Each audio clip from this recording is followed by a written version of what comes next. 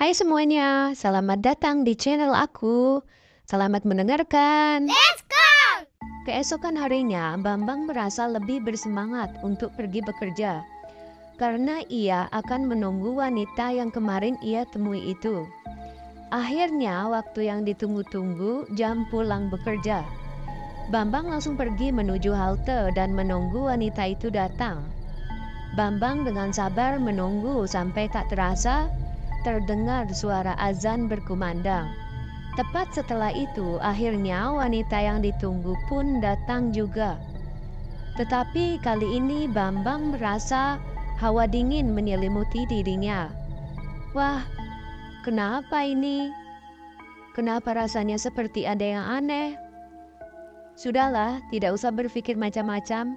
Mungkin karena aku gugup bertemu si dia, ucap Bambang dalam hati. Dengan bermodalkan keberanian, Bambang akhirnya berbicara. Hai, kamu masih ingat semalam kita bertemu di sini? Wanita itu terkejut, sontak menjawab. Kamu bisa melihatku sambil tersenyum lebar. Bambang seketika terdiam mematung karena respon wanita itu membuatnya kaget. Saat Bambang terdiam karena syok, Bambang tiba-tiba mencium aroma bunga yang sangat menyengat. Dengan nafas terengah-engah, Bambang berucap dalam hati, bau ini,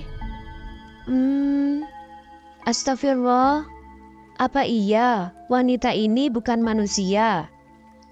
Karena Bambang hanya terdiam dan menatap wanita itu dengan tatapan yang aneh dan sedikit takut, tiba-tiba wanita itu mendekat.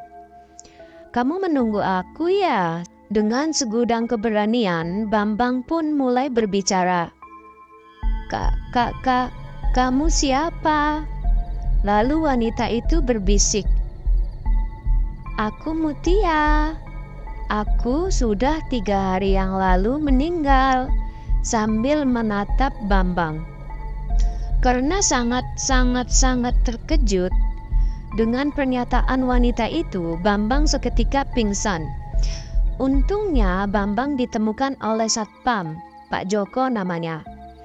Ia sedang berjaga malam itu. Lalu dibawanya Bambang ke pos Satpam.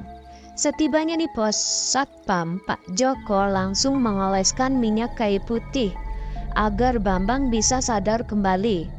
Namun Bambang tak kunjung sadar sampai pagi tiba. Barulah Bambang sadar dan langsung diberi minum oleh Pak Joko. Pak Bambang sudah sadar. Gimana keadaannya, Pak? Apa ada yang sakit? Tanya Pak Joko. Karena Bambang tidak mau menakuti atas kekhawatiran Pak Joko, Bambang pun menjawab, saya sudah enakan, Pak. Semalam saya pusing sampai pingsan. Bambang pun memilih merahasiakan apa yang sebenarnya terjadi semalam. Ya, karena kejadian malam itu membuat Bambang trauma. Akibatnya saat waktu sudah menunjukkan jam 5 sore, Bambang pun segera pulang dan tidak sedikit pun menoleh ke halte tersebut.